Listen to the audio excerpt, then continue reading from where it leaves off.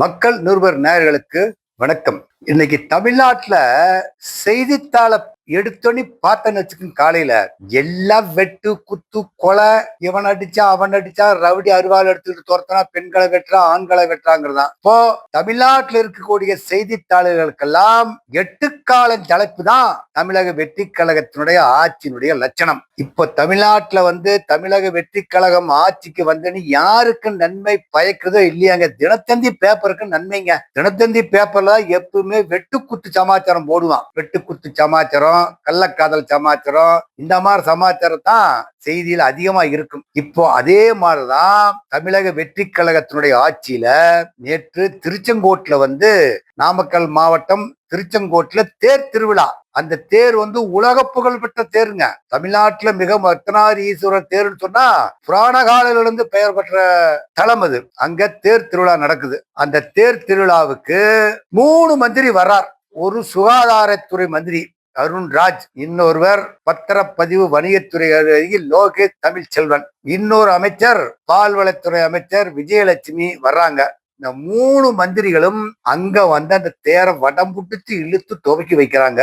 ஒரு கோயில் அப்படின்னு சொன்னா இந்து அறநிலைத்துறை அமைச்சர் அந்த இடத்துல பிரசன்ஸ் இருக்கணும். எல்லா பக்கம் கடலை உருண்டைக்கு போய் தேதி கேட்டுட்டு இருக்கிற மந்திரி அவரு திருச்செங்கோட்டு மலைக்கு தேர் வடம் பிடிச்சு எடுக்கிறதுக்கு வந்திருக்கணும். வரலை.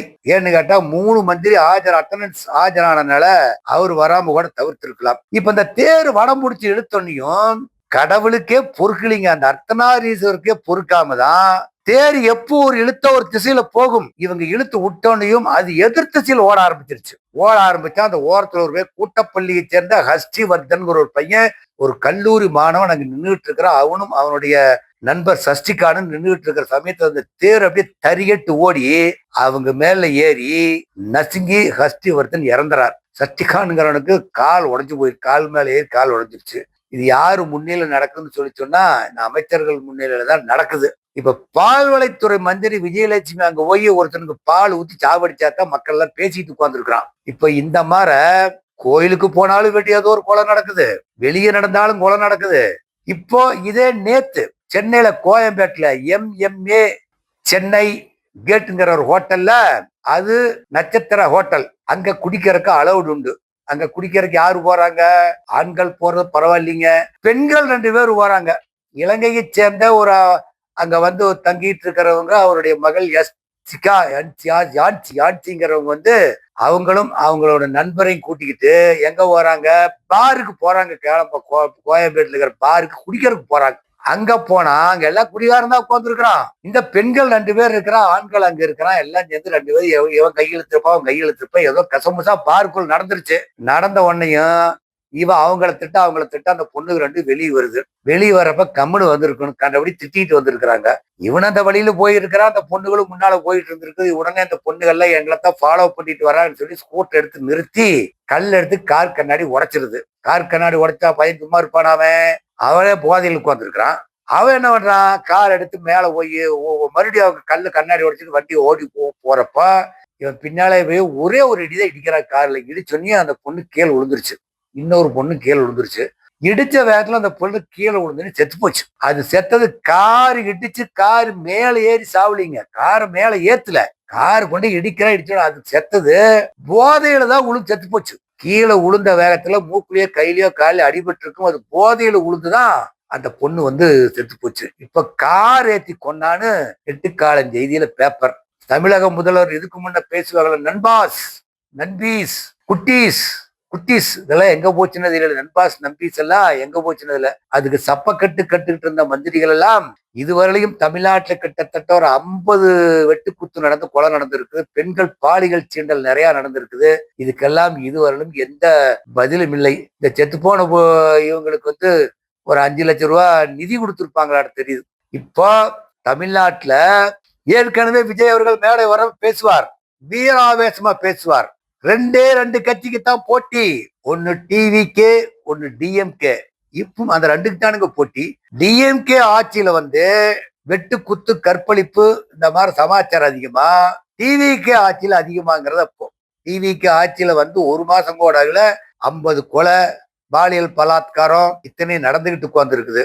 இப்போ சோழங்கிற ஊர்ல ஒரு செங்கல் தொழில் இருக்க ஒரு மேஸ்திரிய ஒரு கும்பல் போய் வெட்டி கொல்லுது. ஆலங்குளத்துல அங்க 2 கோஷ்டி வந்து ஒரு கல்யாணத்து வீட்டுல தட்டி வைக்கிறதுல சண்டைங்க. தட்டி வைக்கிற சண்டையில என்ன ஆகுது, ஒரு பட்டியல் இடத்தை சேர்ந்தவங்க ஒரு கோஷ்டி வந்து வெட்டி அருவாள் எடுத்து பட்டா கட்டி எடுத்து வெட்டிக்கிட்டே போறான்.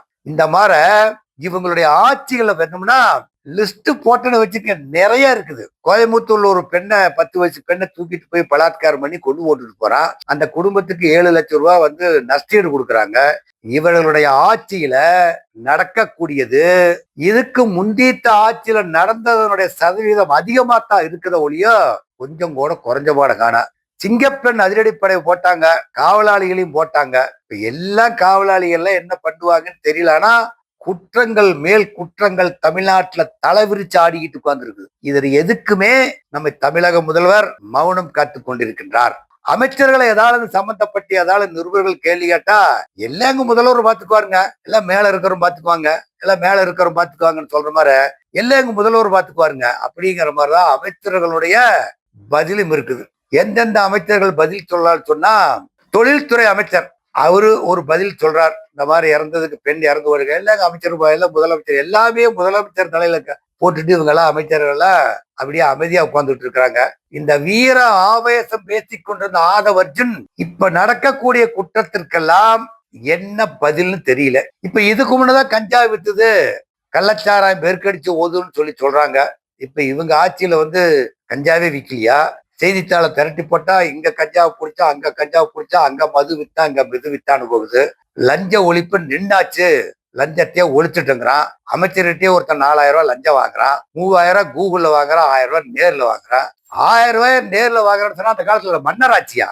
மன்னர் தன்னுடைய சட்டத்தை கையில் எடுத்துக்கிட்டு போய் அவரே நடவடிக்கை. இவங்க மாறு வேசத்துல மக்களாட்சிங்க. இதுக்குன்னு ஒரு டிபார்ட்மெண்ட் இருக்குது, விஜிலன்ஸ் அண்ட் ஆன்டி கரப்ஷன். அவங்கதான் போய் அந்த லஞ்ச ஒழிப்புத்துறை பிடிக்கிறதுக்கு பக்கத்துல இருந்து பிடிச்சாதான் லஞ்சம் கொடுத்து பிடிச்சா ஏத்துக்க முடியும் சட்டம் சொல்லுது. ஆனா அப்ப லஞ்சம் கொடுக்கறதுக்கு முன்னாலேயே அவங்ககிட்ட கொண்டு பணத்தை கொடுத்து ரசாயன பவுடர் தொடவி கொடுத்து அதை கொடுத்து பிடிச்சிருந்திருக்கணும். அது கொடுத்தாங்க, வந்தாங்க, ஒரு விளக்கல் லெட்டர் எழுதி வாங்கிட்டு அப்படியே அமைதியா கிடப்புல கிடத்தது. பின்னால் நடவடிக்கை எடுப்போம் என்று சொல்கிறார்களே ஒழிய என்ன நடவடிக்கை எடுத்தாங்கன்னு தெரியவில்லை. இப்ப 1996 நரசிம்மராவ்னு ஒரு பிரதம மந்திரி நம் நாட்டில் இருந்தாருங்க. பேசாம நடந்தே நரசிம்மராவ். அவர் வாயை திறந்து பேசவே மாட்டார், சிரிக்க கூட மாட்டாருங்க.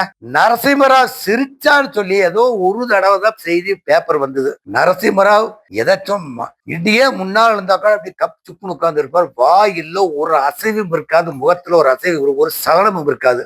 அதே மாதிரிதான் நம்ம தமிழக முதல்வனுடைய விஜயனுடைய நடவடிக்கையும் எது எப்படி நடந்தாலும் சரி அப்படின்னு சொல்லி அமைதியா இருக்கிறார். நாட்டுல நடக்கக்கூடிய நிகழ்ச்சிகளை முட்டுட்டு ரூட் மாஃபியா அந்த பழனிசாமி குடும்பத்துக்குன்னு சொல்லி குடும்பத்தோட போறாங்க. இந்த மாதிரி பொது நிகழ்ச்சிகளை போய் கலந்துக்கிறதுக்கு ஆர்வம் காட்டக்கூடிய அமைச்சர் அவர்கள் நாட்டுல நடக்கக்கூடிய ஒரு குற்ற நடவடிக்கை தடுப்பதற்கு சாட்டையை கையில் எடுத்து இதுவரையிலும் நடவடிக்கை எடுக்கவில்லை. கிட்டத்தட்ட பட்டியல் போட்டா திருச்சியில ஆஸ்பத்திரியில ஒரு டாக்டர் மயக்க மருந்து மாத்தி கொடுத்து சரியான ஒரு பயிற்சி டாக்டர் மயக்க மருந்து கொடுத்து அங்க ஒரு பொண்ணு இறந்து போயிருது, செவிலியர், அது ஒரு நர்ஸ் பொண்ணு இறந்து போயிடறாங்க. இப்படி நாட்டுல பாத்தீங்கன்னா எல்லாமே கொலை கொள்ளை, ஒரு நிர்வாக ஸ்திரத்தன்மை இல்லாம நாட்டுல நிர்வாகம் நடந்துகிட்டு இருக்குது. இப்போ இந்த நிலையை நீடித்து கொண்டிருந்தால் இப்ப கரண்ட் எப்ப போகுது எப்ப வருதுன்னே தெரியல. ஆற்காடு வீராசாமி கரண்ட் வந்த மாதிரிதான் இப்பவும் இருக்குது. கரண்ட் எப்ப வருது போய் இதுவரையிலும் கிட்டத்தட்ட ஒரு 25 நாட்கள் முதலமைச்சரா பொறுப்பேற்ற பிற்பாடு இன்னும் அந்த மின்சாரத்தை வந்து சரி பண்றதுக்கு இதுவரையும் ஒரு நடவடிக்கை எடுக்கப்படவில்லை. இதே நிலைமையில் போய் கொண்டிருந்தால் அடுத்து நடக்கக்கூடிய அந்த இடைத்தேர்தல் நடக்கும் இல்லைங்களா, அதெல்லாம் கேள்விக்குறியாத்தான் இருக்கு. நன்றி, வணக்கம்.